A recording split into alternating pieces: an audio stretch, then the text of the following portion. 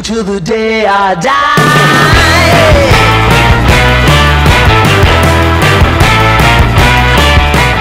E aí, Abner Santana, o tema de hoje então é a Maratona de Nova York aí, virtual, que eu realizei no final do ano aí, e complementando minha segunda periodização do ano de maratona, e tem bastante coisa que aconteceu de errado nessa prova, então é uma experiência rica e tem bastante coisas que eu aprendi durante essa periodização que me ajudarão futuramente nas próximas competições, assim eu espero, porque foi algo bem difícil, tanto pelas dificuldades da minha saúde que eu enfrentei nesse momento, tanto pela dificuldade de manter essa continuidade no treinamento da periodização, e foi uma prova difícil de correr, porque eu corri sem nenhum tipo de carboidrato, porque eu estava no começo daquela fase com problema com glúten, com alergia do glúten. Então foi bem difícil a prova, então eu vou começar de trás para frente, vou falar como que foi a prova, e mesmo com todas essas dificuldades, mesmo sem correr com gel de carboidrato, porque eu não estava utilizando nenhum gel de carboidrato, todos os géis de carboidrato que eu testei e que eu já tinha utilizado me faziam mal, e o único que estava me salvando disso era o gel da Dobro, mas até o gel da Dobro começou a me dar indisposição, então era tomar o gel, já ia ter que correr para o banheiro, não conseguia utilizar o gel também. Então foi bem difícil, e aí eu resolvi fazer a prova sem nada, só com água. Foi isso que eu fiz. E foi bem difícil, eu estava dando uma olhada aqui, como que foi a prova.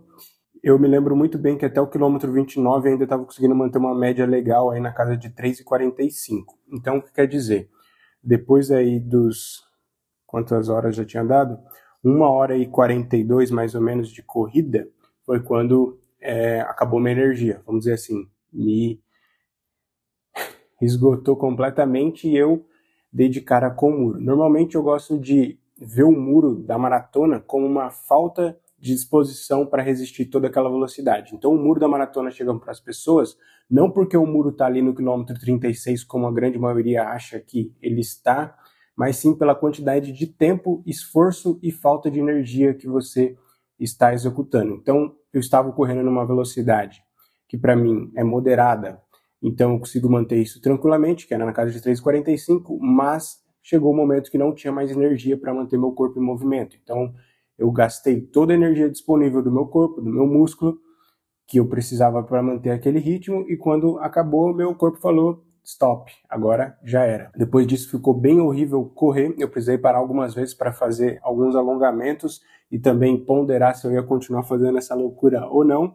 E mesmo assim eu corri para 2h54 no total, somando todas as pausas aí. Um sub 3 mesmo com todas essas adversidades. E o que eu lembro dessa prova, eu resolvi fazer aqui na represa da cidade, depois eu vou deixar o link aí da prova na descrição. Foram 3 voltas de 14 quilômetros mais ou menos, então eu fiquei fazendo o mesmo percurso 3 vezes seguidas. E é um vai e volta, então praticamente eu passei 6 vezes no mesmo lugar. É bem ruim isso, mas eu consigo controlar tranquilamente essa questão de voltas. Então isso é algo da minha cabeça. E você pode ver quão forte eu sou porque eu resisti a essa vontade de parar mesmo não tendo energia.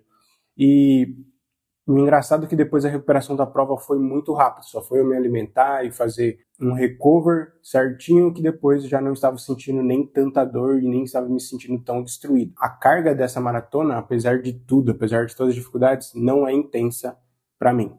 É isso que eu quero dizer. Não sei muito bem se essa é um aprendizado, mas algumas lições. E aí você pode ver que o principal quesito para mim do muro é a falta de energia. Por isso que é importante ter uma boa suplementação durante a prova e usar estratégias semelhantes da que eu fiz lá em Porto Alegre. Se você não sabe do que eu estou falando, assiste o vídeo de Porto Alegre depois, que eu explico bastante coisa, como que foi minha suplementação, como eu tomei gel, e foi uma quantidade bem grande, bem diferente do que eu já tinha feito, isso tudo junto com o meu nutricionista. Então essa quantidade extra de gel me manteve ativo durante todo esse tempo e me manteve constante naquela velocidade que eu fiz em Porto Alegre. Um outro aspecto aí que eu vou comentar agora, que é a periodização. Depois de muito tempo, eu utilizei uma periodização diferente da do Jack Daniels. Eu gostei dessa periodização, é a periodização do livro Advanced Marathon. É um livro também parecido com o do Jack Daniels, onde você se prepara para a maratona com alguns planos que o livro oferece, E o legal desse livro é que ele tem volume para todo tipo de corredor. Então tem volume para quem vai fazer 60, 70, 80, 110, 150, 170, acima de 170 quilômetros semanais. Então tem diversos planos para cada nível de corredor. Então é um livro bem interessante para desenvolver isso. E diferente do Jack Daniels, ele trabalha uma intensidade mais confortável. Ele trabalha mais volume fácil, mais longos fáceis do que o Jack Daniels, que trabalha sempre mais intensidade, mais volume rápido, mais treino intervalado rápido. O Jack Daniels é uma abordagem mais específica para quem realmente é de performance. Por isso que às vezes é tão difícil para um amador seguir a periodização que o Jack Daniels disponibiliza. E aí, para quem quer saber um pouco sobre a minha analogia de como foi comparar essas duas periodizações, eu já fiz um post lá no site que se chama Entre uma Maratona e Outra. Vou deixar o link também na descrição, que explica essa noção que você precisa ter para manter uma boa continuidade como atleta. Que mesmo que apareceu todas essas dificuldades durante essas duas periodizações, eu continuei treinando, continuei enfrentando as adversidades e resolvendo esses problemas da melhor maneira possível para continuar empurrando a coisa e chegar no dia da prova e conseguir realizar ela. E uma das coisas que eu tenho pensado é que normalmente isso acontece com todo mundo, principalmente quando o cara se inscreve para a maratona e começa a se preparar para ela. Se durante a periodização, durante aqueles meses antes da maratona, da sua prova-alvo, acontecer alguma coisa, normalmente o cara faz de tudo para ir para essa prova, mesmo que às vezes ele não deveria ir porque ele não está apto, ou não tem condições, ou está lesionado. Então, muitas vezes as pessoas tentam ir para essas provas mesmo não tendo as melhores condições. E praticamente foi isso que o Abner fez, mesmo sendo uma prova virtual. Então, essa noção eu acho que acontece muito com os corredores, porque a gente quer completar aquele objetivo, quer concluir aquele alvo nosso. Isso é muito importante, mas algumas vezes seria mais inteligente, mais prudente se resguardar, cuidar da sua saúde e então fazer a prova de uma forma melhor, tendo todas as condições. Mas isso não é tão simples e tem um monte de coisas que a gente tem que ponderar. Mas essa seria a melhor saída. Então a periodização, como eu disse, é uma periodização diferente. Eu gostei bastante dela, principalmente por ser um volume mais variável. Normalmente no Jack Daniels a gente trabalha um volume mais estável.